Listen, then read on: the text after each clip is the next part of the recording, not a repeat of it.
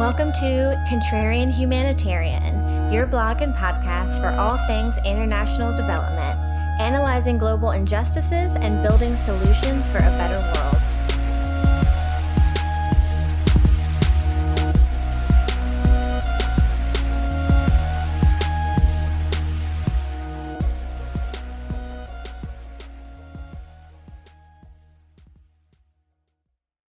Hey y'all, we're back.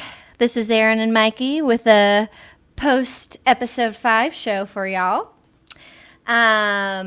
So we hope you loved episode 5. We loved our conversation with Eric and Dan, and we really enjoyed the 2-part series. So again, a special thanks to both Eric and Dan for sharing their time and wisdom with us. We really appreciate it. And that said, we got into some pretty heavy discussions at the end of episode 5 in international politics and human rights abuses. And because it was at the end, we just didn't have time to flesh out a lot of important stories and pieces that we feel should have been covered. So because it just didn't sit quite right, Mikey and I have taken some time to put together some important points and that we're going to talk about, and also we're going to get into a little bit more about Amnesty International and Human Rights Watch, because they were in the title of the show and we just didn't get to talk about them as much. So we want to touch on those two organizations as well. So with all that said, disclaimer before we get started: if you don't already know about Contrarian Humanitarian, we are going to slant towards speaking about American exceptionalism and imperialism, Western imperialism at large, when we see it explicitly, implicitly. That's part of Contrarian Humanitarian shtick. And part of the reason that's our shtick is because we feel like these issues don't get enough press. And we think creating an alternate space where we can have more in-depth discussions about these ideas, where they show up, and the detriments that they cause, we think that these are important. So we are going to lean towards pointing this out because we think it's important. It doesn't get enough emphasis. And just as people with American passports, we feel like it's important to call the atrocities perpetrated by the United States government out when we see them. So first and foremost, that disclaimer. Yeah. So this subject of how to talk about governments that are in some way or another opposed to United States dominance, has a long contentious history in the human rights space, and especially, this is probably especially true in like leftist spaces, quote unquote leftist spaces. And I feel like the end of our conversation started to really go deep into those chasms, and we started talking about Stalin, and this stuff goes back even further than that. And these are conversations, debates, whatever, that to some extent are worth having. I think some people get too much caught up in the past and keep rehashing the same arguments over and over again, but they're worth having, and maybe we'll have whole episodes sort of addressing some of this stuff. But we can't address all these things in this episode. Yes, thank you. Yeah, we don't have time to flesh out all of our ideas. These things are really important, but we're going to highlight some things that we think are essential to emphasize. There's some things we wanted to say, and again, this is controversial, so we just wanted to try and clarify our position a little bit. I indicated in the episode, and I would reiterate now, that I come from a worldview that's kind of closer to Eric Chester's, in that I'm very skeptical and critical of all governments and their human rights abuses, and I believe in democracy and freedom of speech, and these things are important, I think, to me, and in all societies, regardless of their ideology. So even if they're left, I'm not going to reserve criticism entirely. And, in other words, if there's a government that is opposed to the United States, that alone, anti-Americanism is not alone in and of itself like an ideology. We don't believe in that. We're not going to support a government solely on the fact that they're opposed to American military dominance. With that said, in terms of the conversation around Gaddafi and the invasion of Libya, we rewatched the episode just to make sure. And, we don't feel like Dan was attempting to defend Gaddafi's record on human rights. And, we also checked in his book, and he does make it clear that, he doesn't believe that Gaddafi was, I think he said he was no saint, was the quote he used. So also, in being suspicious about all governments involved in human rights abuses, particularly in regards to when we're talking about Western powers, United States and Libya and the Libya invasion or the destabilization, the NATO effort. One of the main reasons that Libya's human rights abuses are fairly well known and acknowledged on the left is because Western powers have been embroiled in a number of scandals involving Libya and Gaddafi's government. The first one that's not involving human rights exactly, but I thought was worth mentioning in regards to just some of the hypocrisy around the situation. This is the former president of France, and he's been embroiled in like a decade-long scandal over taking major cash under the table for his campaign from Gaddafi and Gaddafi's government. And he was one of the main proponents of the NATO alliance pushing for intervention in Libya. Much more to the point on that, on Libya and torture than just Sarkozy. The United States has tortured people as well.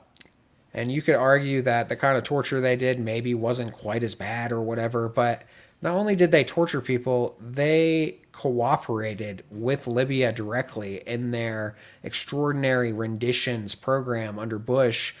This is when we were taking people to CIA black sites all over the world so that we could torture them there because we weren't going to torture them at home for all kinds of, legal and optics reasons. So we tortured them in other places. And one of the places we tortured them was in Libya.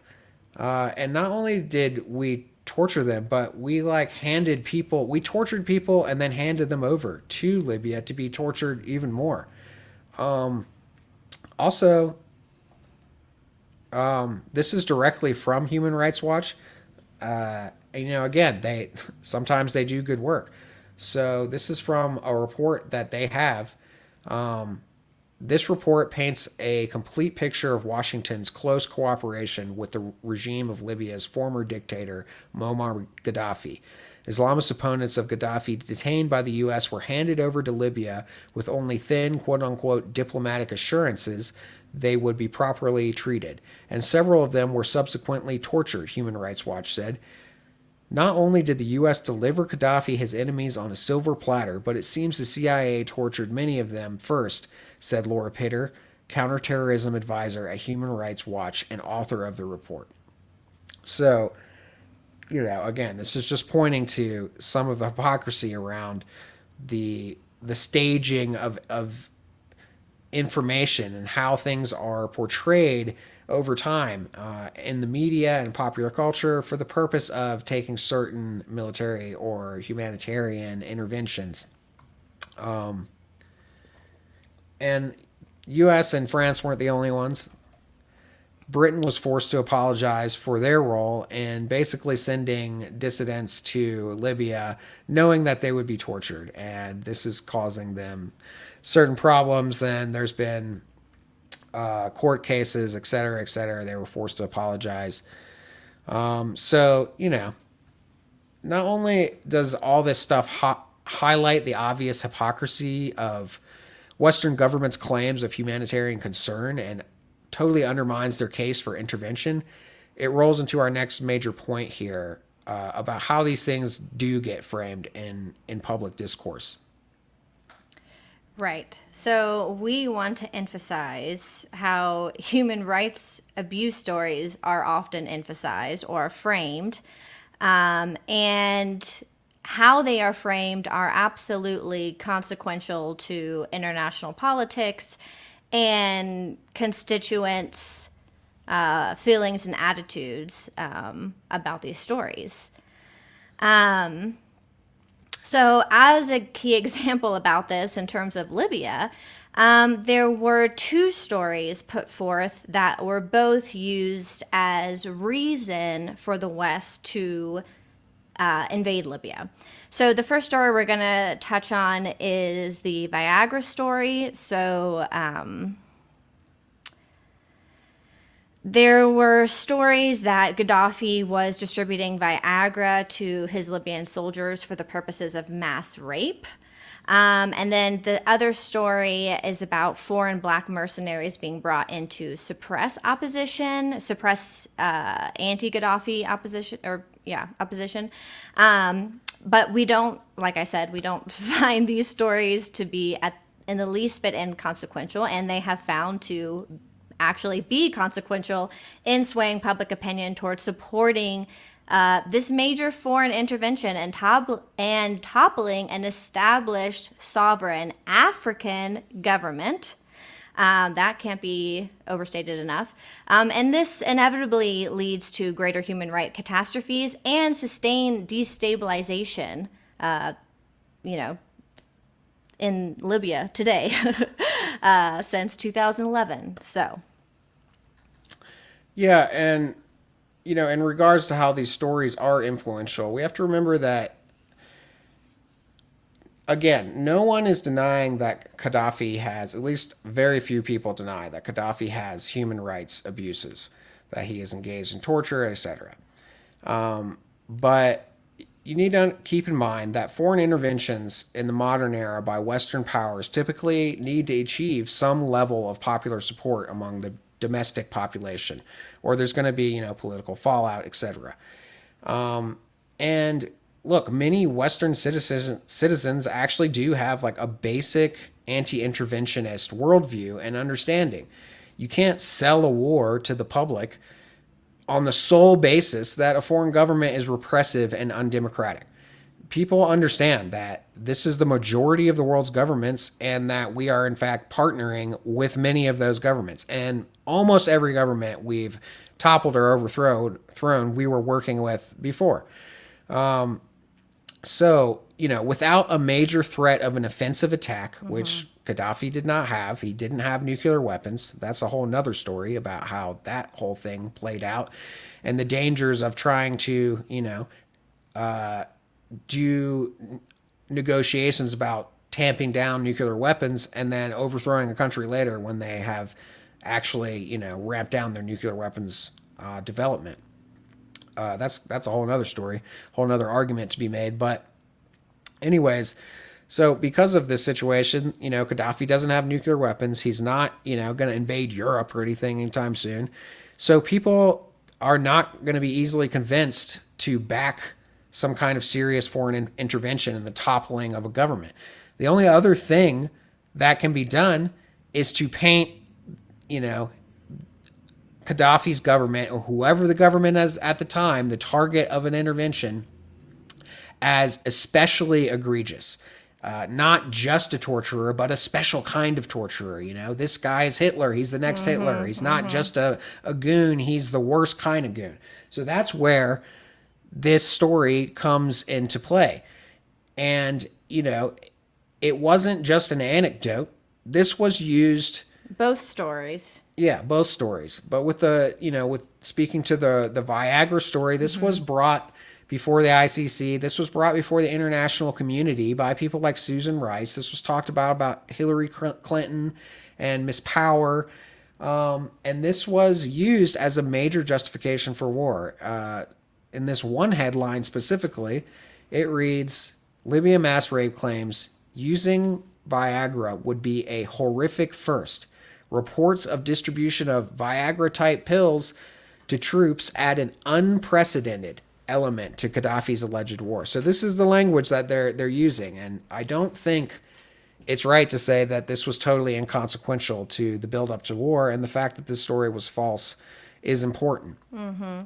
Can I also just add, in Dan's book as well, he talks about how this story, Viagra mass rape story, there was also sort of a feminist, quote unquote, twist to this story, in that at this time, Hillary Clinton and Susan Rice were pro going into Libya.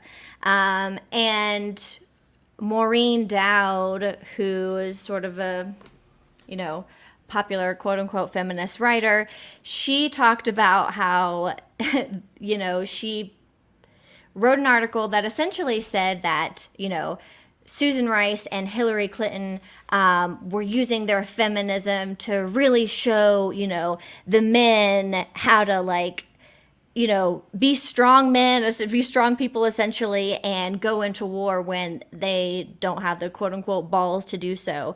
But that is such a, internalization of the patriarchy to be aggressive and To sort of say, like, well, the men were in charge, but weren't we doing girl power by convincing Right. them to go do this war? Right. And also, I mean, to me, this speaks to the way that Democrats have to sell foreign intervention in wars versus Republicans. What's interesting is the actual foreign policy has a lot of crossover. They're very similar. But when it comes to how to frame the war, it has to be done totally different. So that this was a feminist war. This was a Right. war that you could sell to liberals interested in human rights, etc. Which, let's take this back to when Bush was in office.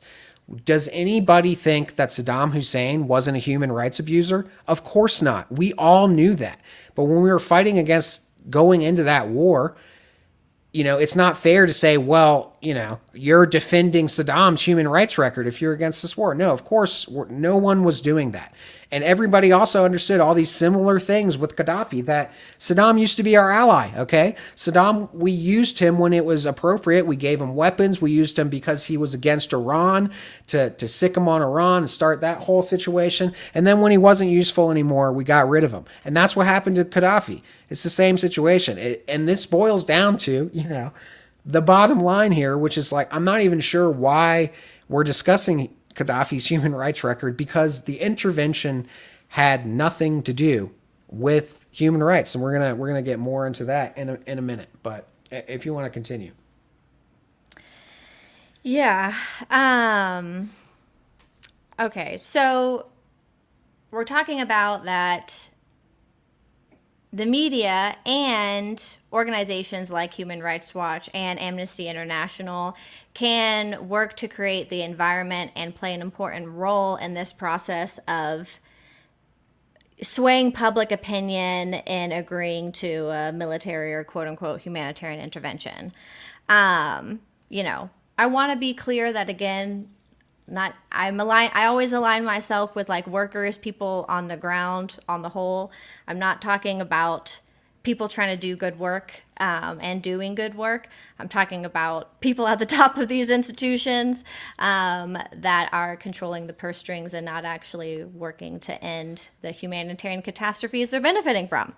So I want to point that out. But all right. So when it comes to the Libyan mass rape allegations, we were unable to find any sourcing that suggested that they backed that story. Human Rights Watch, Watch, Amnesty. or Amnesty specifically. Yeah. And they both did look into those allegations and said that they lacked merit. So important.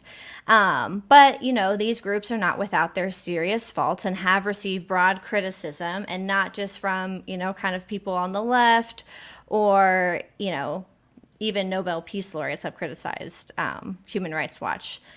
And they've been criticized for essentially cozying up to U.S. foreign policy apparatus and, having CIA analysts on their advisory board for many years, similar to kind of IRC, how the people at the top, the board of the directors, are these elite government, politician, players, that kind of... They've been accused of having like a revolving door Right, and these yes. kinds of things. People very close to U.S. politics. And I remember one of their retorts was, well, no, it's actually mostly UN people, which is just Right. crazy because, I mean, we all know who Same runs the thing, UN. yeah. So anyway, but, okay, when it does come to the Black mercenary story, we do see that Amnesty International played a critical role in putting forth the allegation of Black mercenaries.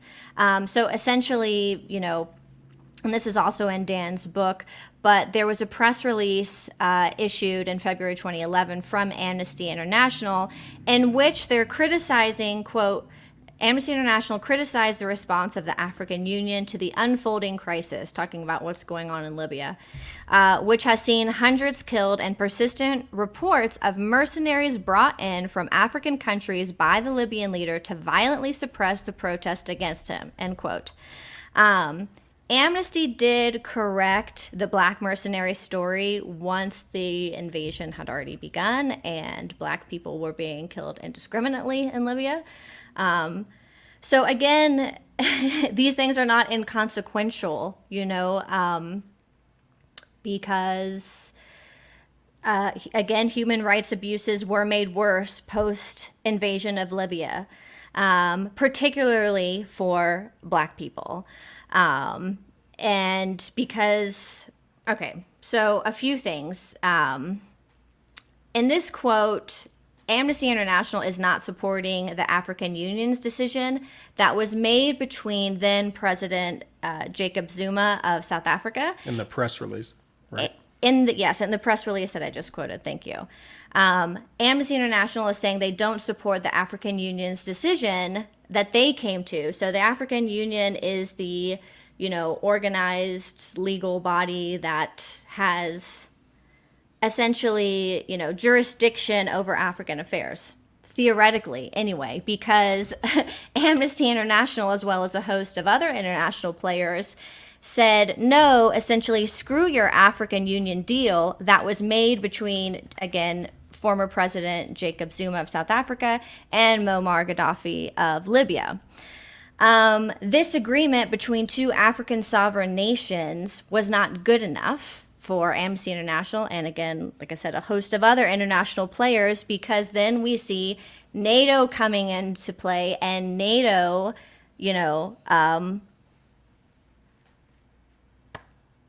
starting the bombing campaign in Libya, starting the destabilization process in Libya. Change. Right. Okay, so yeah, just 2 points about that quote, about they're putting forth a Black mercenary claim and just completely disregarding the African Union agreement that was agreed to by Muammar Gaddafi and Jacob Zuma. And the Black mercenary allegation was found false, and it was actually the Black mercenaries that were killed or, detained were really African guest workers or descendants of Black slaves that had been living in Libya for many years. There were already racial tensions against Africans or Blacks in Libya, and with the story of Black mercenaries and the the racist sentiment that already existed, once the destabilization campaign started, Black people were being killed and detained indiscriminately. And then, stories came out that these people... This is by the anti-Gaddafi rebels, right, that NATO was supporting. Exactly. That's key. Who ultimately, it's by key. the way, let's just put it out there, when they finally got Gaddafi, they dragged him through the streets and they raped him with a bayonet. That's how they killed him. So, when I'm talking about torture, let's talk about torture, okay? Honestly, when we were having that conversation, that's sort of all I could think about. And again, I said every, government official probably has some kind of human rights abuses rap sheet in some way, shape, or form, but some are way worse than others. And regardless, I don't think that... well, this is where we get into the warlord thing, and I think right, it's not the people we supported were basically warlords to overthrow Gaddafi. Yes. Gaddafi himself, you know, you can call him a dictator, whatever, but I don't think it's proper. The word warlord has certain connotations. It brings up, you know, the sort of like apocalyptic Mad Max backward society where, you know, everything is violent, chaotic. There's no electricity and people have turbans on their head and all, you know, like it has certain connotations, you know? And look, Libya was a repressive regime. It had many problems, but it was stable and it was prosperous. And I don't think calling Gaddafi a warlord is right. Right. Just to add to Libya, as it were, prior to the invasion in 2011, Libya did have the highest GDP per capita on the continent of Africa and actually had less people living under poverty than the Netherlands. So, you know, not to mention that Gaddafi had, in terms of development, Gaddafi was a key proponent of African countries aiding other African countries instead of being reliant on the West humanitarian effort, which we talk about is exploitative in its systematic nature. So that's another key component why people also didn't like Gaddafi and something positive that he was doing for his country and the continent. So these stories, the Viagra story, the Black mercenary story, are not inconsequential. They have real consequences for real people. And what these examples of Amnesty International, Human Rights Watch, and even, the IRC reveal, what should be obvious is that these quote-unquote humanitarian interventions almost never actually have anything to do with human rights issues at all. And these are merely part of the facade of propaganda that cloaks the real reason and justifies these imperial acts on the global stage. And again, this is all why we need to be careful about how we talk about human rights abuses in international politics and in what context, so as not to unwittingly partake in the build up to unjustified wars in the service of seeking human rights for all. If we say we're for human rights for all, we need to be for human rights, and we need to understand the systems at play that are going to propagandize to undermine human rights. So we have to be critical, and we can't rely, solely on the sources like Human Rights Watch and Amnesty International and IRC. Again, there is great work. There are people on the ground that know what they're doing, and there are reports that can be trusted.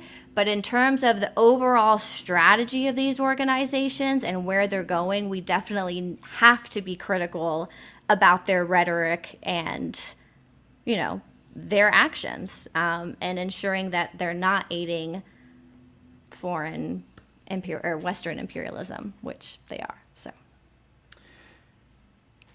Yeah, and I think we spent enough time on Libya. We could do a whole episode on that. There's a lot to be said. Again, just to reiterate, not defending Gaddafi's overall record on human rights. Just, and I think Eric would agree with this, that we're defending his, Libya's right to not have been destabilized and overthrown and replaced with some ridiculous Western notion or vision of what it should be. And every time we do this, we go around the world doing this for 100 years, and it's a disaster, every time it's a disaster. Right. I just want to, key theme also pointing out is the colonial Western white supremacy thread through all of this. Why do Western nations continually go into the global South and completely undermine their culture, their way of life, their political system? Again, we can have debates about, the systems that were in place, but we can't not call out the fact that it's completely unacceptable for white nations to, align internationally and go into African or South American or, wherever. It doesn't even, these countries and destabilize them completely. It's fucked up. Yeah. So, yeah, Libya, we wanted to talk about human rights groups, how they affect these things, how they can have negative impacts. And maybe that was not the best example to unpack. There's a lot of examples, but I think we want to focus on one here. So we're going to talk about what happened in Bolivia. So, to give a little background, okay, if you go into, all right, we're going to take a look at what happened in Bolivia over the last few years overall. And we would explicitly call this a coup, and that's pretty important, I think. And this was essentially tacitly endorsed by Human Rights Watch. First, we're going to go look at how Human Rights Watch frames this incident on their own website right now to this day. And then we'll go through what happened and come back to that statement and sort of dissect that a little. So if you go to their main landing page, this is what you'll see. For their country page, there's, they have their main landing page for Bolivia. Yes, sorry. Yeah. They have one, for all these countries. So this is what it reads.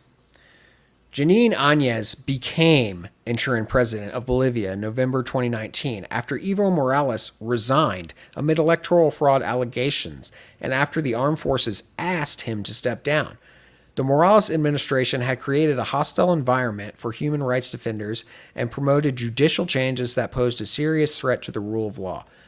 President Áñez has tried to shield military personnel from accountability for abuses and assume powers that threaten free expression. Investigations into 35 killings and protests in 2019, the majority of them in the context of army and police operations, have yet to identify suspects in most cases. Okay, so let's flesh this out a little bit more. Yeah. Give a brief background on what happened.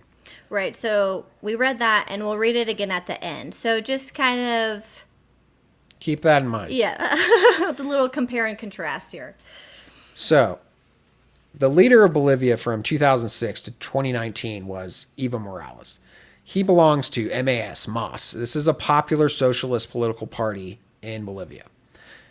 Morales and MAS are certainly not without their legit criticisms, even from the left, but they are undoubtedly very popular in Bolivia, and they have achieved undeniable achievements in alleviating extreme poverty, growing access to and building up health and education services, as well as broad but very substantial macroeconomic growth, the kind of stuff that Western economists look at as their measure of a healthy economy. So, for example, from 2005 to 2013, Bolivia's total GDP growth tripled, and the increased wealth was distributed more equitably throughout Morales' terms.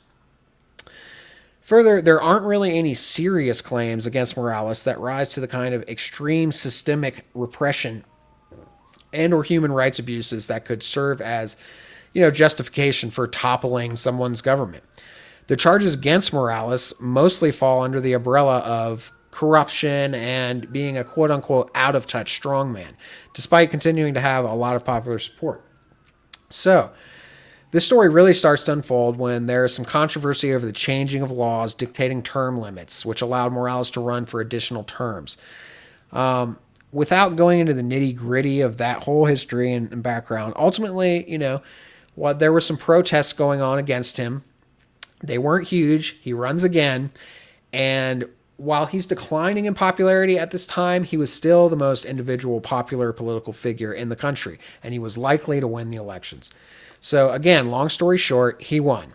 And he won by a large enough margin to avoid a runoff. He won 47% of the vote, and the next closest candidate, because it's not a two-party system, that's how a lot of countries deal with these things, multiple people are running. So he won 47, the next person won 36.5. So he won by over 10 points, which is the cutoff to avoid a runoff. But what ultimately ended up happening was that the results were called into question. Charges of election fraud were levied. The protests intensified, and Morales was forced to step down by the military and flee the country. He was not asked. He did not resign out of his own will. This was something he was forced to do because the military told him to do it. Also, the police took the side of the coup as well, and were basically saying, if you don't step down, we're not going to uphold law and order in the country. So that's kind of game over. So he's forced to step down and he leaves. And this is when, as if we'll remember in the Human Rights Watch, it was described President Annette Añez became president. In other words, she was appointed. She never won an election. Her party was very unpopular. They only got 4% in the previous election, but for whatever reason, it was decided that she would be put into power. So one might say to themselves, well, this was under the Trump administration, right, Mikey? So this is an outgrowth of right-wing, foreign policy coming out of a Trump presidency. On the contrary, though, this was mostly enthusiastically endorsed by the greater liberal Washington establishment, including a substantial amount of what might be described as progressive groups and individuals, and most major media outlets, including the New York Times. Among the groups supporting this was Human Rights Watch. It's also very important to reiterate that we now know that the election results were legitimate, that the methodology used by the NGO known as the Organization of American States, or the OAS, the methodology that they used to claim fraud was flawed, and their claims cannot be substantiated, and that Morales' Mas Party also, after this was all said and done, a year later, there was a lot of protests, demands for more elections. Morales' supporters came out, Mas's supporters came out to support to be against the coup. And finally, they hold more elections. And what happens? They win by 20 points. So this is a clear rebuke of the coup and everything that had just happened over the last year. You want to pick up from there, Aaron? Yeah. All right. So getting more into Human Rights Watch role in the coup in Bolivia. So Ken Roth, who's been the executive director of Human Rights Watch since '93, long time. So he helped spread the claims of fraudulent elections, essentially legitimizing U.S. foreign policy. And I'm going to read two tweets. Okay, so the first one is a quote from an Economist paper. But, he's clearly supporting it, retweeting it. And the second tweet is his own words from a Human Rights Watch report that he's sort of referencing.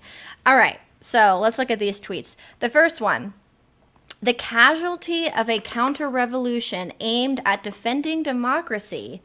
So, counter-revolution aimed at defending democracy, even though we know that the elections that were held that re-elected Morales were democratic.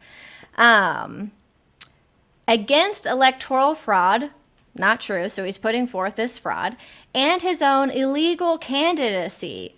All of this is not true. The army withdrew its support because it was not prepared to fire on people in order to sustain him in power. Now that's very interesting because I think Mikey just said once Morales fled to Mexico, and this is on the Human Rights Watch page, 35 protesters have been killed by military police forces. All right, so next quote. This is actually Ken Roth, his words. The most important thing now in this transitional moment for Bolivia is ensuring that authorities reestablish the rule of law and protect fundamental rights, including to protest peacefully and to vote in transparent, competitive, and fair elections. Okay, wow. All right, so many things that are interesting about these tweets, but it's not just that he cites that the election was fraudulent. He's putting forth that claim that we know is not true, but that he's also, of course, getting into human rights protection rhetoric because he is the executive director of Human Rights Watch. So he's coming out against that. But the whole story is backwards because the new government can't or is not honoring human rights because they are a fraudulent government. And let's add the interim president Agnes, that existed for a little bit. She had posted a tweet that said Bolivia should rid itself from, quote, satanic indigenous peoples. Now, keep in mind that Evo Morales was the first indigenous leader elected to Bolivia. And Let me just add to that. I saw a number of people claiming this was a fake tweet, but we don't have a Wall Street Journal paywall to get, or we don't have an account, so we can't get past the paywall. But Wall Street Journal did an investigation and found that these tweets were legitimate. Just to be clear. thank you. Right. So in a country that has a huge, I want to say it's majority indigenous, but that could be wrong. But a substantial, about half, yeah, it's about substantial indigenous population, the first elected indigenous leader. And here is someone that's saying that Bolivia should rid itself from satanic indigenous individual, essentially fascist rhetoric. This is a far-right individual yes, that they put into power. Right. So it's interesting that Ken Roth from the Human Rights Watch is putting forth fraudulent elections and not commenting on essentially a false interim president that has spewed fascist rhetoric. And, he talked about how the new administration must, protect protesters. Well, again, as we know, 35 people were killed, and the people responsible for the murdering have not faced any charges. And this is, so this was another thing getting into Human Rights Watch. This was their only critique that we could find of interim President Agnes and the, quote, transitional government, is that on November 15th, she signed a decree essentially relieving all police and military personnel from any consequences of murdering protesters. So the Human Rights Watch came out and said, oh, the government is adopting abusive measures. And if you could go to the first sentence, just the first line is, Bolivian authorities should repeal a November 15th, 2019 decree granting the military overly broad discretion to use force and stop harassing independent journalists and government opponents. Again, that was another actual thing, that she was also suppressing freedom of speech as well. But, this is so, using very objective sort of legal speak. Essentially, this article is just saying that Bolivia is falling out of line with UN standards on policing and they need to come back in line, but no comment really on the people that were murdered, and no comment on her political beliefs or the fact that she is an illegitimate interim president. None of this is mentioned by Ken Roth. So again, we're looking at what is emphasized and what is not emphasized, particularly by the people that run these types of organizations. Where are their allegiances, All right, so with all this information said, what Mikey laid out about the election and the comments from Ken Roth of Human Rights Watch that I just went over, and how out of step they were with what was going on, let's just go back to the Human Rights Watch page and the bit they have on the country page for Bolivia and see what y'all think now. All right. So Janine Áñez became interim president of Bolivia in November 2019 after Evo Morales resigned. All right, let's just stop right there. Became interim president. Okay. Yes. Was installed right after a military coup, right, removed Evo Morales. Exactly. Amid electoral fraud allegations. And this is interesting that they keep this in here.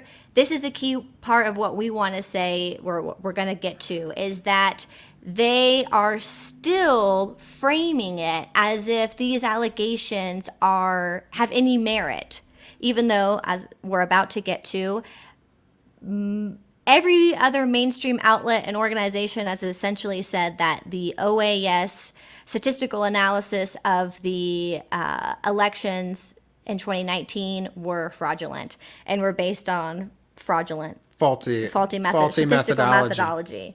Right. All right. So amid electoral fraud allegations and after the armed forces asked him to step down, we all know that in a military coup, nobody is asking anybody to step down. All right. The Morales administration had created a hostile environment for human rights defenders and promoted judicial changes that proposed a serious threat to the rule of law. All right. So that whole sentence just undermines all of the achievements that Morales made. Again, we've said that he tripled GDP growth, and also in terms of, his wealth distribution, that can be measured if you look up what's called the Gini index.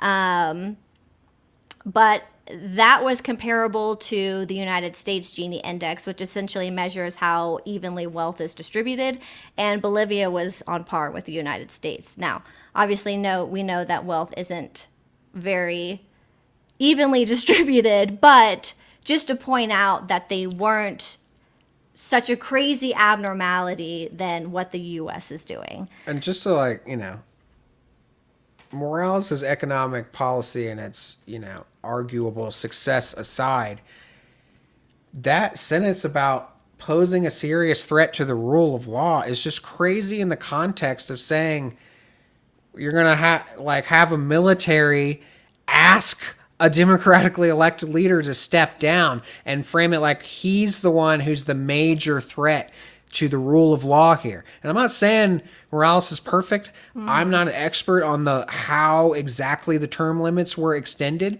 but we're going to talk a little more about how that can be a little misleading, and how certain impressions are made in the media.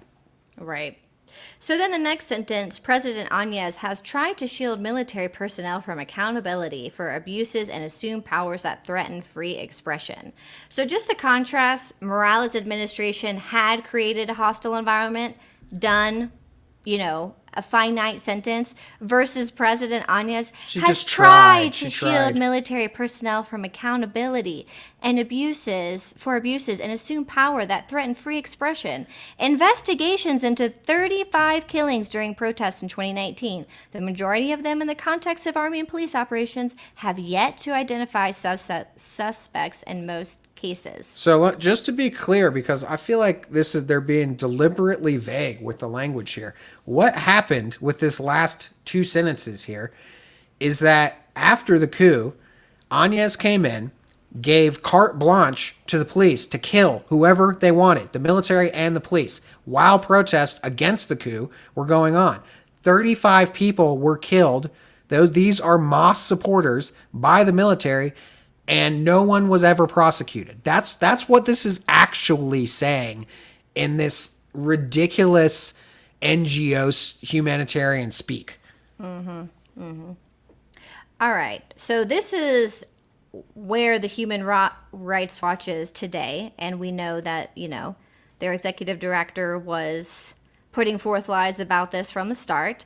But, if Mikey, you want to go into... again, we already said this, but the New York Times and other outlets have all said that, OAS was not based, their statistical analysis was flawed. But also, again, to our point about that, what Human Rights Watch and Amnesty International and IRC say is consequential to public opinion and international politics. Because New York Times writes, the organization's statement, which cited an inexplicable change that drastically modifies the fate of the election. Okay, so... Sorry, I can re-say New York Times, right? But is this about, was this the organization statement which signed an explicit change? So they're quoting OAS, right? Yeah, the organization is OAS. Okay, right. All right. So the New York Times even writes, and here they're quoting from OAS, Organization for American States, who had the faulty claim that the Bolivian elections were flawed. So the organization statement, OAS, which cited, they're saying, an inexplicable change that drastically modifies the fate of the election, heightened doubts about the fairness of the vote, and fueled a chain of events that changed the South American nation's history. The opposition seized on the claim to escalate protest, gather international support, and push Mr. Morales from power with military support weeks later. Them saying that these elections were faulty did create an opportunity for the opposition to capitalize on this moment, even though they're a small, tiny fraction of the population, but to gain international support. Okay, this is not a small thing, because as just sort of casual observers, we hear something like Bolivia is calling on the international, whatever, some body for help or whatever. We're automatically going to think, oh shit, the Bolivian people are really in trouble. Okay, so it's not inconsequential. These things matter. Right. So at this point, everyone has admitted, the New York Times, Washington Post, that the key reason for Morales' removal was the OAS accusations, and they were wrong, and Human Rights Watch has refused to acknowledge this, and that it wasn't a coup. And we see how they portray Bolivia on their country page today. Yeah.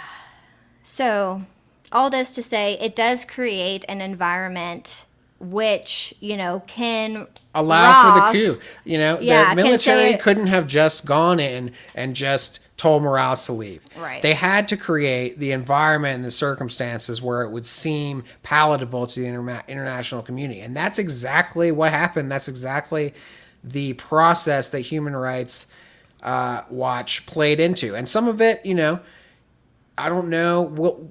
It will take time to see how exactly this was planned, or did it unfold? Was it planned? How did it unfold? Who was involved exactly? When documents might be coming out 30, 40, 50 years from now about this, but some of it, may have been opportunistic. There were some protests, and then there was some controversy about the election. And before anybody cooler heads could prevail and actually take a look at the data, everybody jumped on it and said, this is fraudulent. People are protesting. This guy extended his term limits. He's a dictator. He's got to go. And it all came together in a way that Morales could be removed.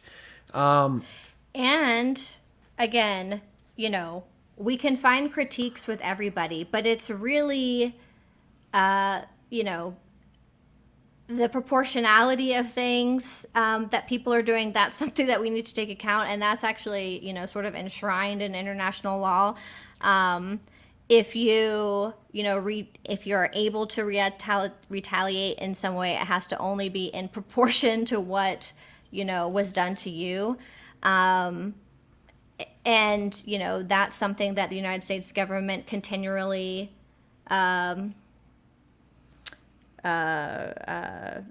does. They evade international law all the time. That's what I'm trying to say. And speaking of the U.S., I think that, again, what's done to Bolivia, what's done to Libya is never done to the United States. And just there's no one to do it to the United States. Right. And again, these two countries were stable, were, doing well by even U.S. standards. Economically, right. So, but if, Mikey, could you just go over some kind of comparisons to sort of right. Well, we were talking about the framing, right? Yeah. So you frame it a certain way. Oh, Morales has extended his term limit, so he ran a third time, and then he extended it again so he could run a fourth time. And again, I'm not 100% sure on how this all played out exactly. It's certainly, to an American, this sort of throws up red flags. But what I'm saying is, you unpack this a little bit, and it's not quite as crazy as it sounds when you start talking about this is the justification for throwing this dude out. The only other justification was that the elections were supposedly not on the up and up, but now we know they were, or at least there's no evidence that they weren't. Absolutely none.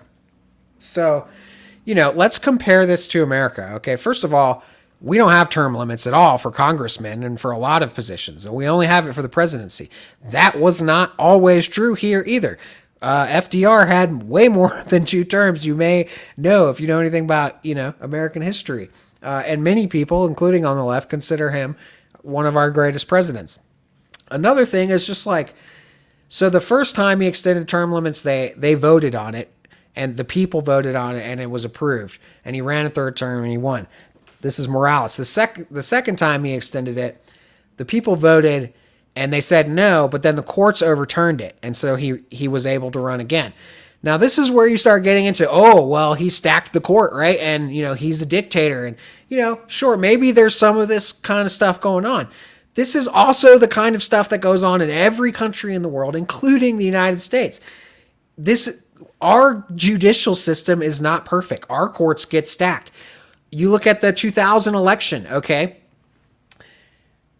Basically, Gore won that election, and the Supreme Court handed it to Bush. Now, as much as I would like to say, wouldn't it have been nice for the military to step in and just say, hey, you packed the Supreme Court, this was a partisan decision, Gore won the election, so we're giving it to Gore, and we're going to remove Bush. That would be ridiculous, and I have, really major problems with the idea that, I'm sure a lot of liberals would have gone along with that, but that's the difference between me and a lot of liberals in this situation. You can't just throw somebody out because you don't like them, and that's exactly what happened. Morales won the election. He won fair and square, and they threw him out, and they acted like this was some kind of triumph for democracy and liberalism. It's not. It had nothing to do with any of those things. Just again, little quirks.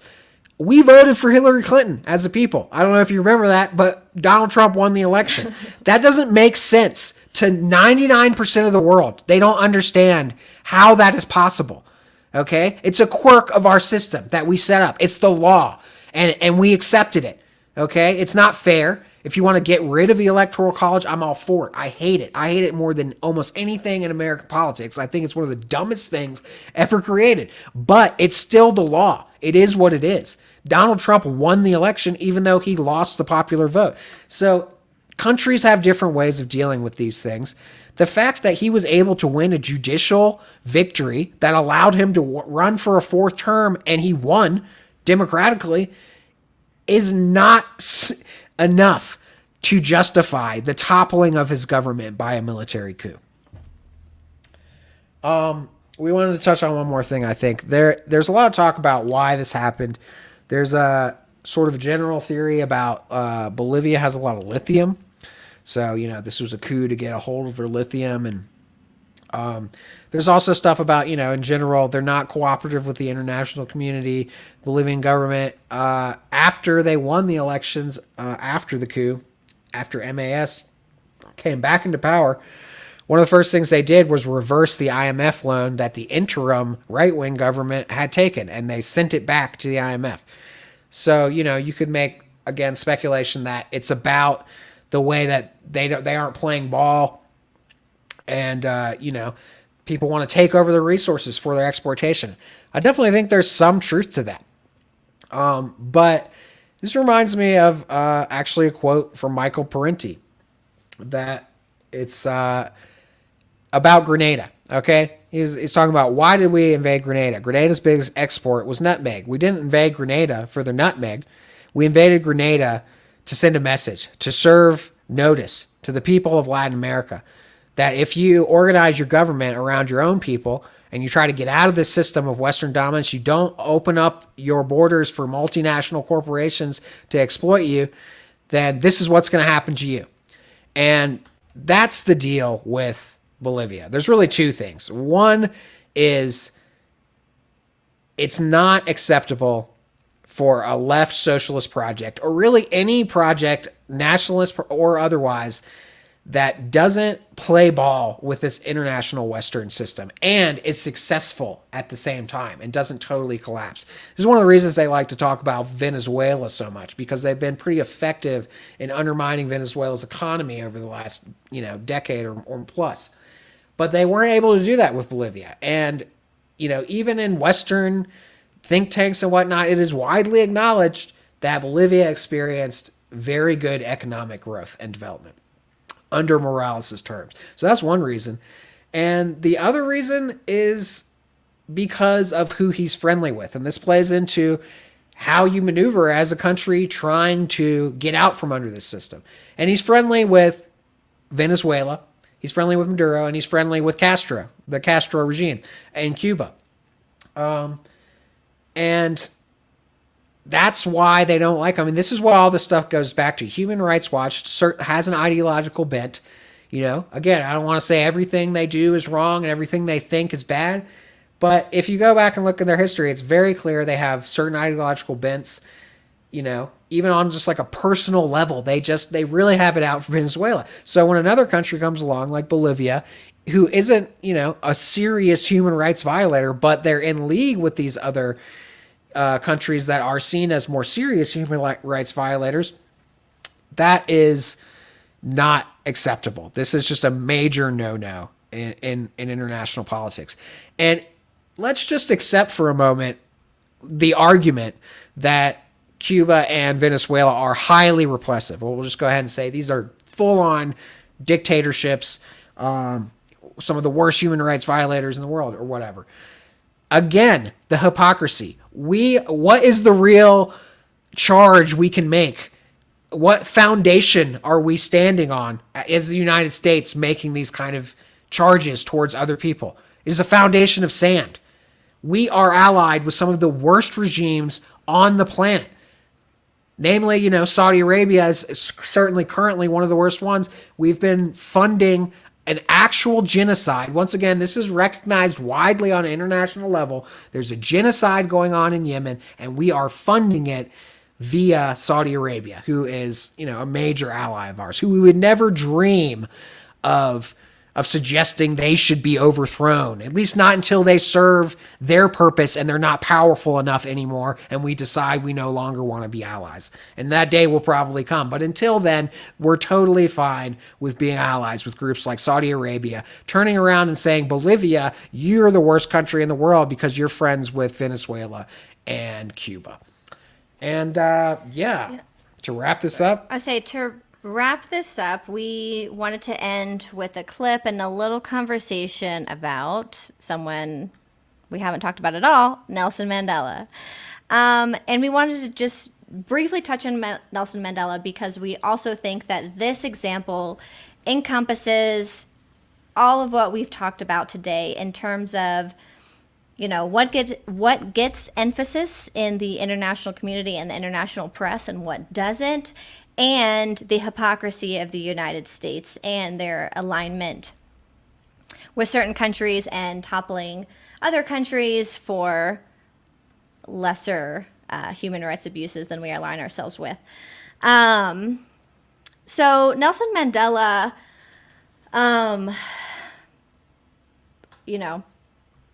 so much to say. We're just gonna, lightly touch on a few key things. But it's important to know that the United States supported the apartheid movement. To be clear, the United States government supported the apartheid movement, not the anti-apartheid movement, but the apartheid movement. And it should really be no surprise that they supported the apartheid regime in South Africa because the United States itself was an apartheid regime. And much of apartheid laws were based off of Jim Crow. So, and a lot of people, especially younger people these days, younger liberals, they see Mandela as this sort of Gandhi of Africa type character, which, there's nothing wrong with that. But the weird thing about that is it totally erases the history. This is sort of what they've done to Martin Luther King and other black radical characters too, that erases the radicalness of their history and the true nature of the kind of leaders they were. And, we talk about human rights and we talk about Gaddafi, we talk about Venezuela from a Western perspective. And I don't want to say that everything that Mandela is about to say is totally right and that I totally agree with it. But I think what he's about to say might surprise some of you. And it's definitely worth thinking about and how people from other parts of the world think about human rights and human rights abuses and these supposed, regimes. I don't even like that word. I've been using it too much. I called the Castro government a regime. This is something that I don't know if you've noticed that they only call bad governments regimes. That's a little, Right. heads up, hot tip. Right. I would also just like to add, in terms of understanding South African history, just Southern African history in general. People might be surprised at the ties with quote unquote socialist, communist governments that aided independence in much of Southern Africa, not just South Africa. So definitely encourage people to really get into Southern African history, all of African history, all history really, but just particular emphasis on that. And also, Nelson Mandela, I didn't know this until a few years ago, but Nelson Mandela was on the terrorist list until 2008 by the United States. So again, just to show that the United States did not always paint Mandela Madiba in this light. They very much were against him and what he stood for. The justification for being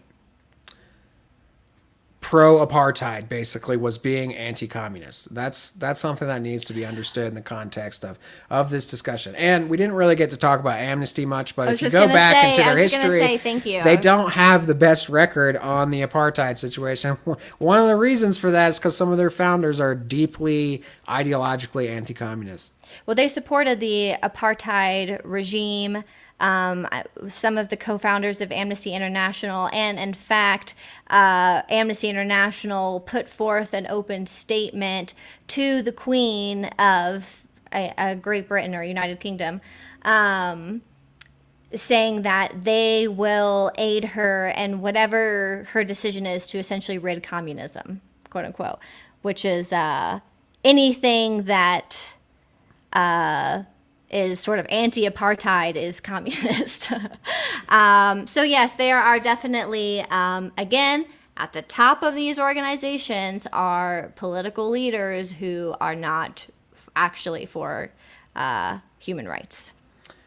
Yeah, so I think we're going to wrap up here, but we definitely want to leave you on this outro with Mandela and something to think about here. Right. Questioner at the microphone over there. Welcome to America, Mr. Mandela. I'm Ken Edelman. Those of us who share your struggle for human rights and against apartheid have been somewhat disappointed by the models of human rights that you have held up since being released in jail. You've met over the last 6 months 3 times with Yasser Arafat, who you have praised. You have told Gaddafi that you share the view on, and applaud him on his record of human rights and his drive for freedom and peace around the world. And you have praised Fidel Castro as a leader of human rights and said that Cuba was one of the countries that's head and shoulders above all other countries in human rights, despite the fact that documents at the United Nations and elsewhere show that Cuba is one of the worst. I was just wondering, are these your models of leaders of human rights? And if so, would you want a Gaddafi or an Arafat or a Castro to be a future president of South Africa? One of the mistakes which some political analysts make is to think that their enemies should be our enemies.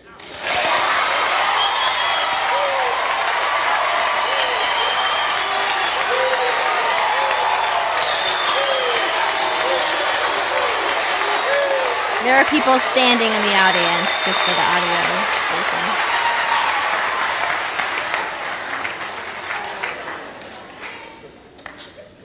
That we can and we will never do. We have our own struggle which we are conducting. We are grateful to the world for supporting our struggle.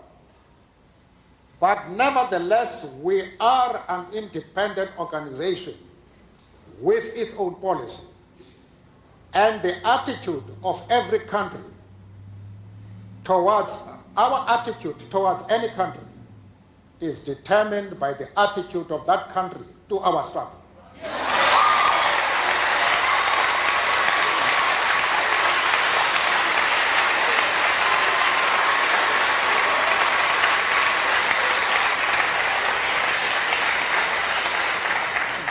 Yasser Arafat, Colonel Gaddafi, Fidel Castro support our struggle to the hilt.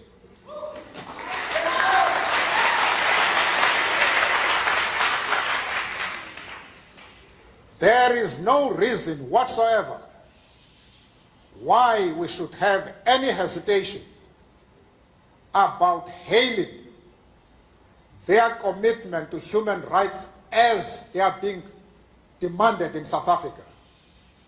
Our attitude is based solely on the fact that they fully support the anti-apartheid struggle. They do not support it only in rhetoric. They are placing resources at our disposal for us to win the struggle.